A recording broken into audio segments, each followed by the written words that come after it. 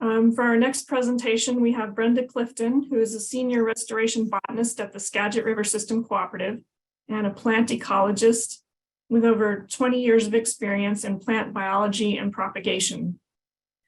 At SRSC, she manages the vegetation aspects of salmon habitat restoration projects, including designing projects, conducting vegetation surveys, and managing a native nursery with over 15,000 plants.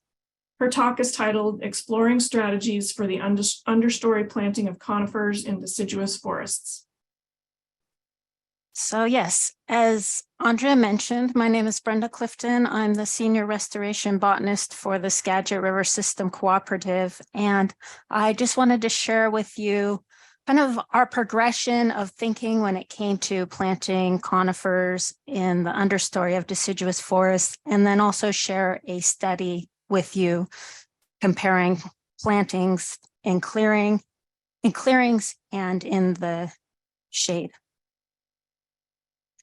Just a little bit of context. Studies have shown that conifers have a lot of traits that are good for salmon habitat compared to deciduous trees. They tend to grow taller, be longer living, and when they finally do fall into the creek to form large woody debris, they tend to persist longer. And so a lot of our restoration properties have areas that were cleared or thinned by landowners in the past. And after the disturbance, if they were left alone, they came back as in deciduous forests. But then if this were a natural system and there were no further disturbances, conifer species would move into the understory of that deciduous forest and grow up and turn into a climax conifer forest. On our sites, they're usually surrounded by farmlands and, residential areas. And so there's not the seed source of climax forests to, promote succession. And then there are also a lot of invasive species and even pasture grasses that don't let new things germinate on the site. So when left alone, these deciduous forests are just persisting as deciduous forests, which is why our program started putting conifers in the understory. And initially we would go into a deciduous forest and just haphazardly throw baby shade tolerant trees in, and we would mow the understory growth around the trees, and they would be like 40 feet apart through the whole forest.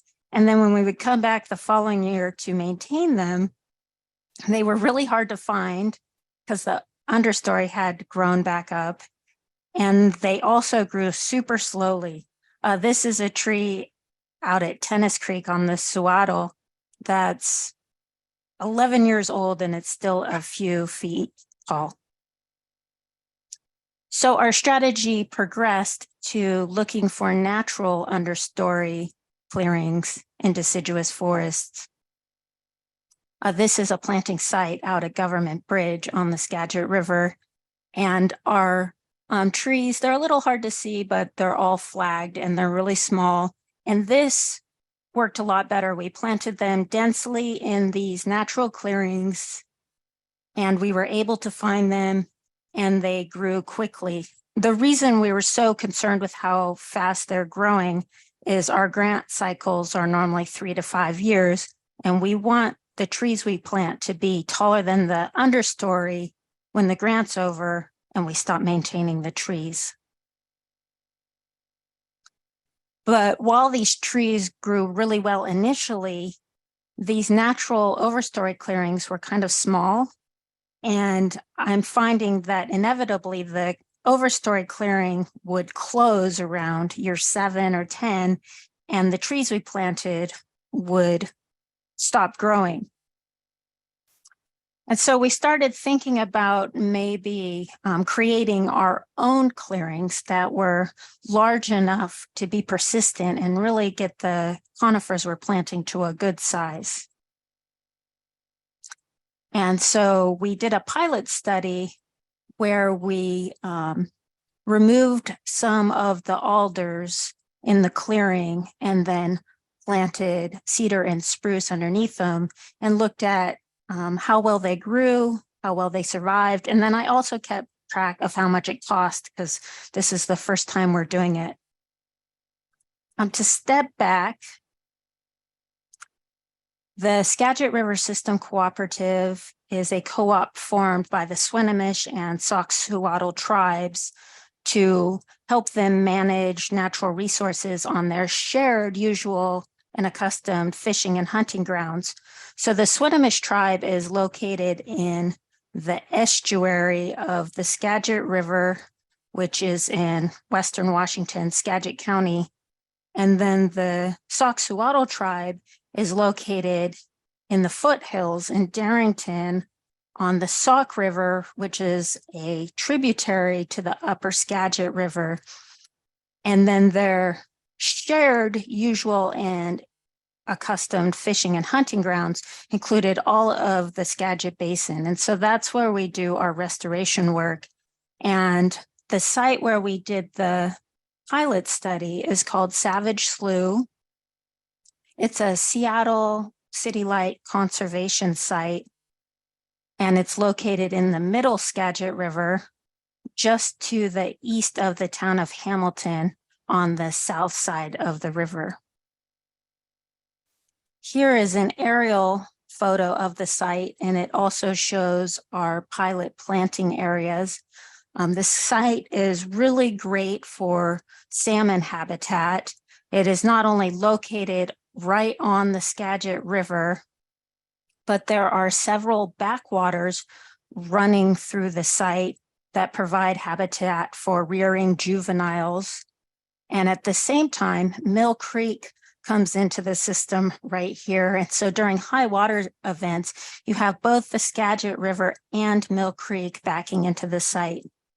Seattle City Light purchased the property in 2011, and they have been funding the restoration of the property, and they also funded the pilot study.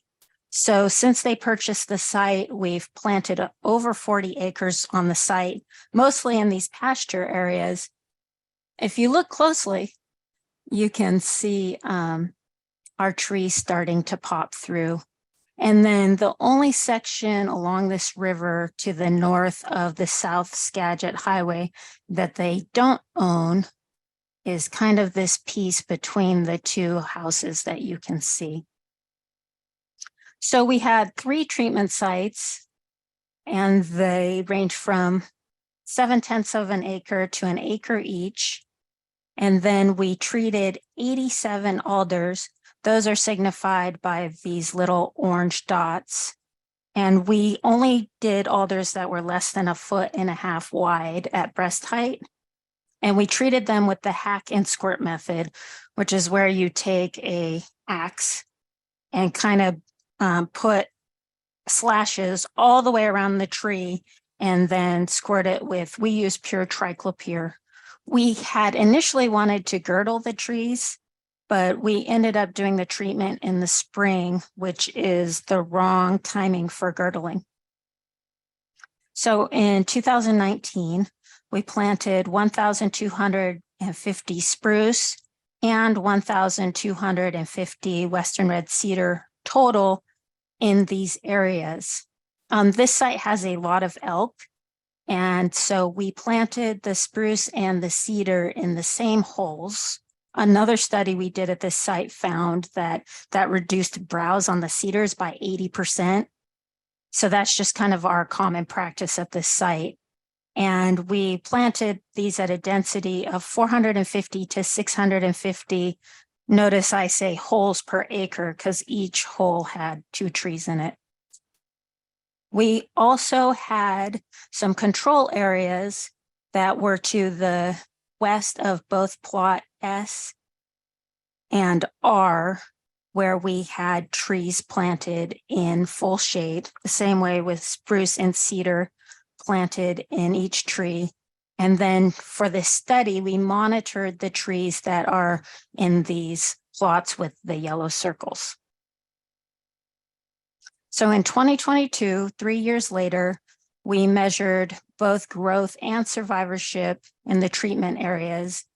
Those plots I mentioned are 0.2 of an acre large and circular, in theory containing 100 trees.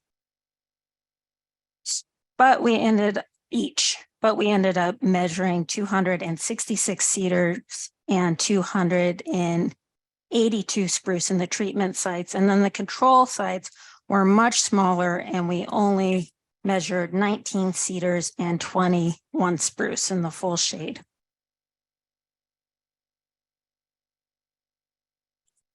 Here's just some visual representation of the results. So this is our treatment site R in the summer of 2019, right after we planted it. It's a little hard to see, but our trees are, well, some of them are marked by stakes with flagging on them. I'm sure we went back in and flagged the rest afterwards. And then here are the same trees in 2022. So you can see they put on quite a bit of growth. Some of them were actually 6 feet tall. And then this is treatment site T in the summer of 2019. And then once again, here is the site in 2022. There's a pretty big tree in the foreground out of focus that you can see. Then the majority of our planted trees you can kind of see in the background in this corridor. They also did really well. In terms of survivorship, in our clearing areas, spruce survivorship was 82%, and cedar survivorship was 77.3%. And then in the full shade, spruce survivorship was 84% and cedar survivorship was 76%. That's looking at the species individually. In terms of success for our restoration planting, I actually look at whether there's a tree in each hole. And if there's at least one tree, I consider that a survived tree, because in about 10 years, we're going to go through and remove any spruce that are still in the same holes with cedars. If they're in a hole by themselves, we'll leave them. So anyways, looking at just how many holes still had trees in them, survivorship was even better, 93.1% total for a density of 535 trees per acre. And I put in the notes that no replanting is needed, because actually our density goal is 190 trees per acre. And this is based on recommendations in the forest practice rules for reforestation. But we plant a lot more densely than this initially because we're trying to quickly establish 100% cover to keep weeds from moving into the site. And also, with drought and freezing and elk browse, we can lose a lot of plants. And so our survivorship goal is more like 34%, but that's when we're done with our grant cycle and we're not maintaining the trees anymore. And this site still has another year to reach this point, but it's still doing really well. Here are the results of the growth. There were significant differences in growth between both the treatment areas and the shade, but also a little bit between species. So in the last two columns in this chart, the little letters signify if there was a significant difference between the results.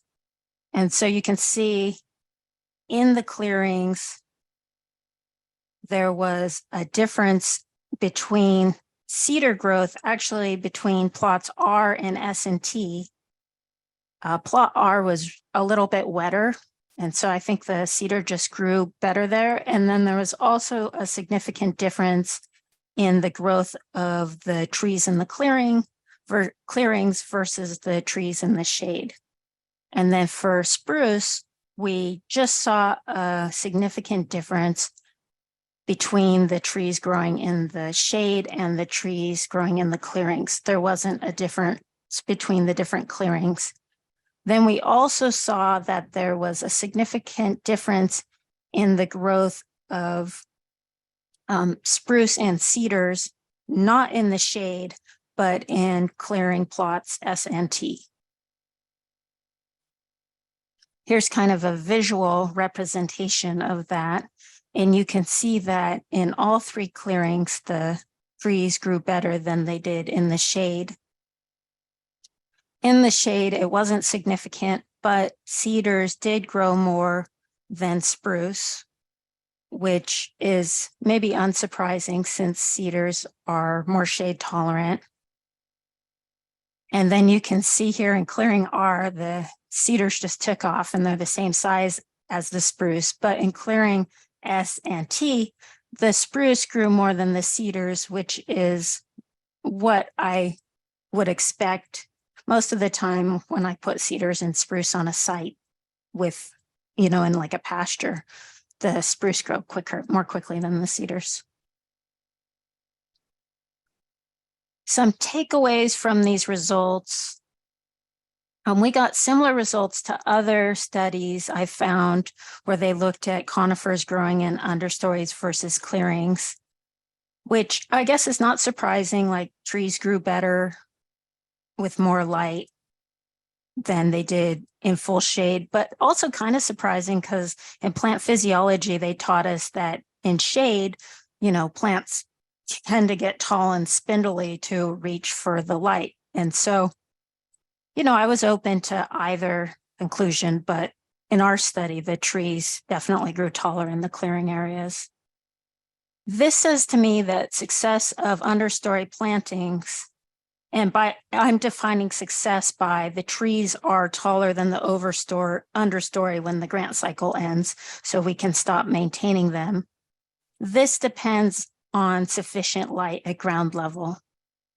I actually found some studies that talked about the minimum appropriate overstory gap for a lot of coniferous species. And I'm happy to send you that article if you're curious. It's Mason 2004. And they didn't have cedar, but they did have spruce. And they said the minimum appropriate overstory gap was, at least as wide as the surrounding trees are tall. Or in other words, the ratio of the gap diameter to the height of the surrounding trees, so diameter divided by height, was between 1 and 2. So at our sites, the average tree height of the surrounding trees was 97.5 feet tall.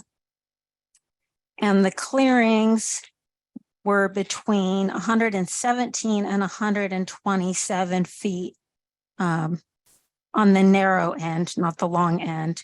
So the ratio was between 1.2 and 1.3. So within the, minimum or above the minimum appropriate overstory gap.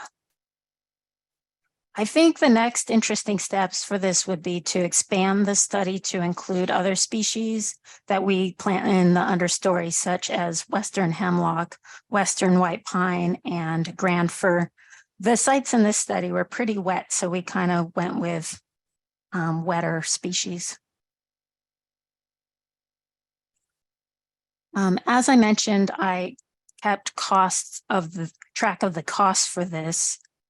And compared to our usual restoration plantings, which are typically in pastures, the clearing areas cost 12% more on average just to plant. And so at the time, our normal plantings were running about $5,000 per acre, and these cost $6,170.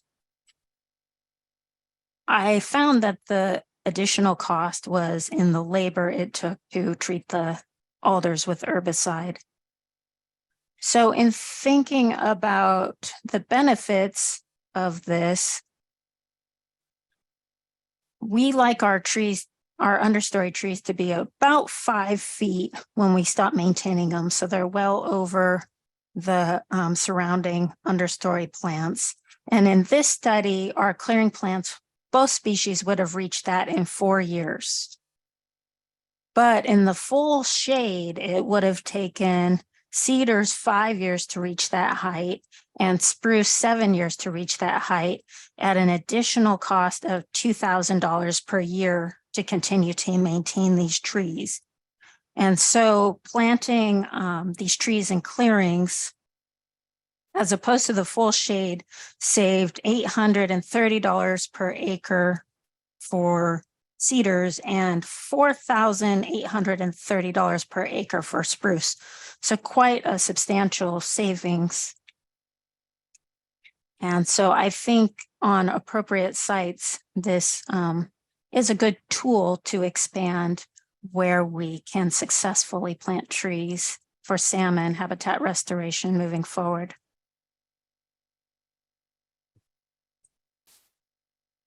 Thanks, Brenda.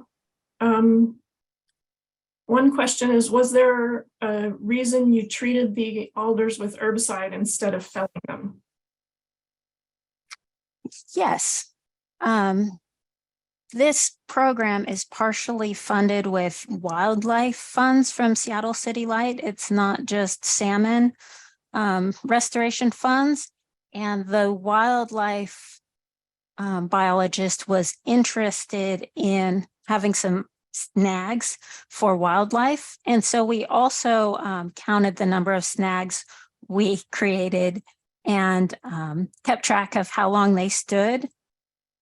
Unfortunately, I think it was 2 years ago, we had a crazy windstorm and it pretty much came in and knocked down almost every standing tree that we had left. Adam is asking if you had any increased issues with invasive species in the gaps created. I would say yes. One of the sites had some blackberry in it that wasn't particularly prolific. And then when we opened it up, the blackberry expanded, but then we just treated it and now it doesn't seem to be a problem. We also found a patch of knotweed in one of the sites, but I think that would have been there anyways. It was right in one of the backwater channels. Do the maple leaves have an effect on understory seedling growth? You know, there's not a lot of maples in this particular site. It was almost all alders. But I think the seedlings we put in would be large enough that maple leaves would not be able to cover them. I forgot to mention that when we put them in, the cedars were 1 foot tall and the spruce were 1.5 feet tall. That kind of leads into the next question, which is, can you go over the co-planting of the Sitka with the cedar in one hole again? And does this protect it from elk? Yeah, so the elk in the Skagit Valley, their population has really been rebounding. And so since I've been working here, we went from not having elk in any of our sites to having elk in pretty much all of our sites. And I swear they'd like stand around and watch us plant all day. And then when we'd go home at night, they'd pull up all our plants. I think they'd go to like munch on the cedars and they'd be bare roots and they'd be like, this isn't a real tree. And they'd pull them up and they were pulling up like 500 plants over a weekend. And so I did a study just to try and figure out some ways to keep the elk from destroying our plants. And we looked at bud protectors because they were also damaging the deciduous plants by eating buds, and repellents, and then companion plantings. And both planting spruce and cedar in the same hole and treating them with a repellent called plant skid reduced browse by 80%. But the plant skid is a lot more expensive than companion planting and even going back and thinning. And so we reserve the repellent to deciduous plantings. And then they don't tend to really do too much damage to our other conifers. It's just the cedars. And since we've been planting spruce in the same hole, it's pretty much taken care of the problem.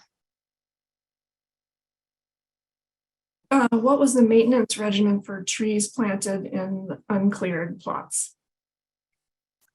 Yes, we continued to mow the native understory around the plants during establishment and treated noxious weeds in the site once a year for each.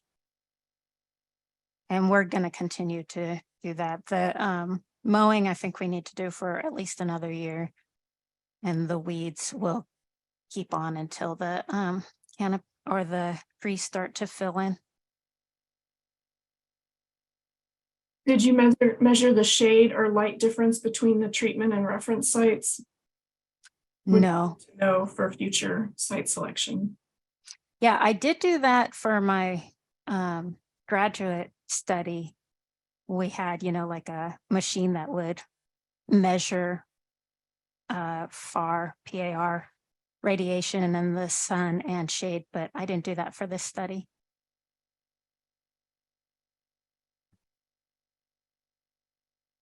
Are you considering comparing artificial clearings with the natural clearings? No, I hadn't, but that's a good thought. I think it would have to be a really long study because then the natural clearings did great for 7 years, and then the trees just kind of stopped growing because the canopy would close in. Is there a plan to also plant shrubs and ground covers, or just trees? Just trees, because the surrounding area has a ton of diversity of shrubs. And every year we go in and what we're mowing down are shrubs. And so I'm sure as soon as we stop mowing them, the shrubs are just going to fill in naturally. Are the areas being treated using restoration funding areas, or that were logged and replanted at some point in the past 20 years for commercial forest reproduction? No, they're being funded with Seattle City Light conservation funds.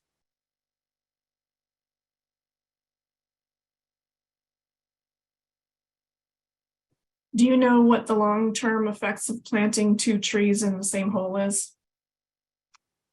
Well, all I have are my observations, and we've been doing this for about a decade.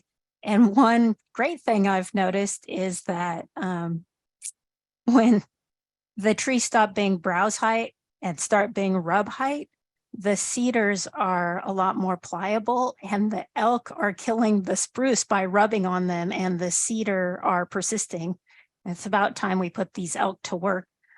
But we go in and thin our plantings around year 10.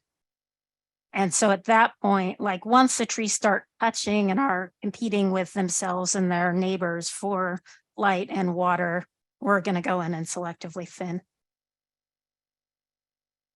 Did you continue to mow the native understory around the plantings during establishment? Yes.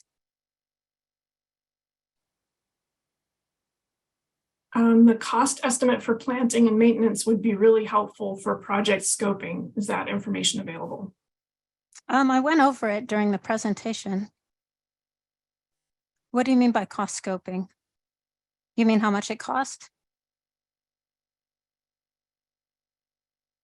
Because I went over the cost during the presentation, so these videos will be available on YouTube, and we'll send that out to everyone who attended, and then you can go back over that part of my presentation.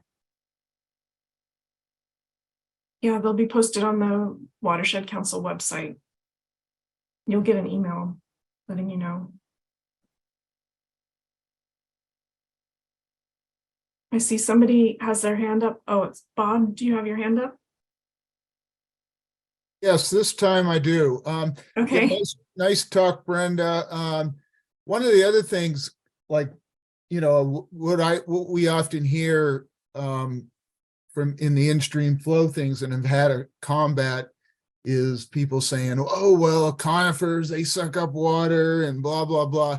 But the one good thing that they do for stream hydrology, and I could put in the chat the paper that I talked about it in, is the fog drip mechanism. Actually taking by taking the fog water, it helps it get back into streams. So, the simplified arguments that trees just suck up water is a spacious one. And especially too, because, another reason, of course, is that stream shade keeps the water temperatures down, which is better for salmonids. And so we often see people trying to oversimplify those things to make it sound like cutting trees down is going to improve hydrology for salmonids, but that's not necessarily true. But I don't, obviously that's a different topic. I won't get into that, but it's just, we do need more conifers back, and your project sounds like a very good one for that. So thanks for your talk. Yep. I can't imagine that conifers use more water than deciduous species do. I mean, they are awake all year, but yeah, well, that's part of the reason that people have said that, but because of the fog drip mechanism, conifers make up for some of that, and so and people often forget that. I was just emphasizing that sometimes people knock conifers and they shouldn't be, because we need more of that if we want to protect the salmonids. So good job. Yeah. Mm-hmm. So another question about the companion planting. How many years did you leave the spruce cedar combo in one hole before pulling the spruce? I generally wait until the trees on either side are touching. So it's between 10 and 15 years, depending on, kind of site conditions and how quickly the surrounding vegetation grows. And plus what survivorship was initially on sites with better survivorship. I will do it more quickly, and with poor survivorship, then they won't need thinning as soon, but between 10 and 15 years. Did you use mesh tubes around the cedar spruce companion plantings? No, I only use protective tubes in pasture plantings because I only use them for protection against voles. And we haven't really found a lot of difficulty with voles in forested habitats. They tend to prefer the pastures. Do western red cedars generally grow faster in clearings with more sunlight, or do they grow faster in the shade? In this study, they grew faster in clearings with more sunlight, significantly.